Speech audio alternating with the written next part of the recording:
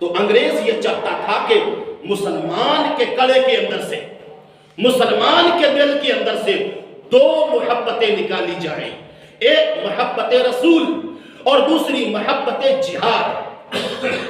اس نے سیالکوٹ کے ایک منشی مرزا غلام احمد اس بندے کا انتخاب کیا۔ یہ گرداسپور کی تحصیل بٹالہ کے ایک پسماندہ قصبہ قادیان کا رہنے والا تھا۔ جب پاکستان اور انڈیا اکٹھا تھا، سیالکوٹ میں یہ منشی تھا کچہری میں، تو اس نے سب سے پہلے سیالکوٹ کی نوکری چھوڑ کر ہندو اور عیسائی اس مذہب کے مخالف مناظرہ کرنے کے لحاظ سے اپنے آپ کو شو کیا کہ میں مناظر ہوں، مناظرہ کرنے والا ہوں اسلام کی طرف سے۔ اور جب کچھ دن گزرے تو اس نے مناظر سے آگے قدم رکھا اور اپنے آپ کو مجدد کہا۔ کتنے عہدے ہو گئے؟ تیسرے نمبر پہ مجدد کے بعد اس نے اپنے آپ کو محدث کہا۔ کتنے عہدے ہو گئے؟ محدث کے بعد اس نے اپنے آپ کو کہا کہ میں آقا کریم صلی اللہ علیہ وآلہ وسلم کا عکس ہوں، ان کا سایہ ہوں۔ ذلی نبی کہا، پہلے امتی نبی کہا، پھر ذلی نبی کہا، پھر بروزی نبی کہا۔ امتی نبی، قادیانیوں کا یہ عقیدہ ہے کہ آقا کریم صلی اللہ علیہ وآلہ وسلم کی جو امت ہے ان میں سے کوئی بھی امتی محنت کر کے نبی بن سکتا،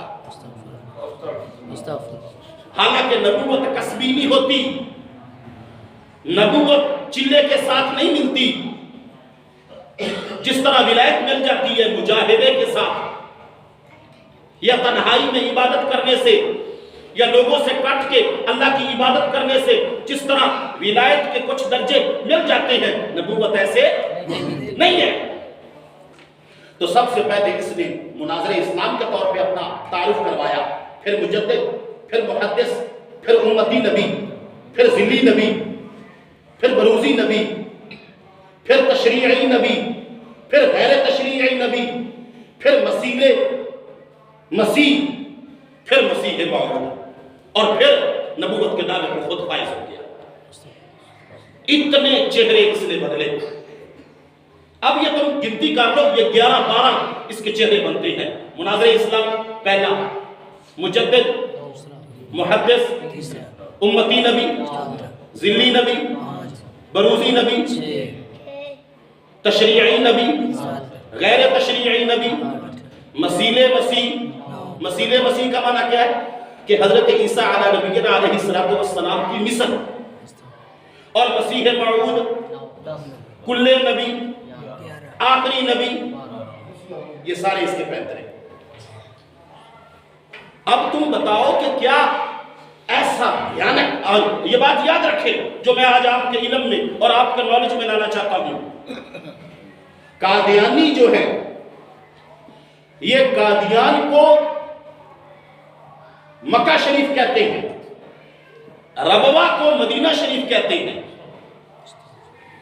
اور کہتے ہیں کہ جس طرح آقا کریم صلی اللہ علیہ وآلہ وسلم مکہ شریف سے مدینہ ہجرت کر کے گئے، ہمارے نبی قادیان سے ربوہ چنیوٹ ہجرت کر کے آئے۔ تو قادیانیوں نے مکہ شریف قادیان کو بولا اور مدینہ شریف ربوہ کو بولا، اور کہا کہ جو ہمارے مرزا قادیانی کے مرید خاص ہیں وہ صحابی ہیں، اور جو ان کی بیوی ہے وہ ام المومنین ہے، اور جو ان کی بیٹی ہے وہ سیدۃ النساء سیدہ فاطمہ ہے، اور جو مرزا بشیر ہے، مرزا قادیانی کا بڑا بیٹا، اور جو اس کے بیٹے ہیں وہ حضور کی اہل بیت جس طرح ہوتی ہے، یہ ہمارے مرزا قادیانی نبی کی اہل بیت ہے۔ 7 ستمبر سن 1974 کو علماء کی محنت رنگ لے آئی، اور ان علماء کی محنت کے مطابق پاکستان کے آئین کے اندر، جو پاکستان کے آئین کی شق 106 ہے، اور پاکستان کے آئین کی شک 260 ہے۔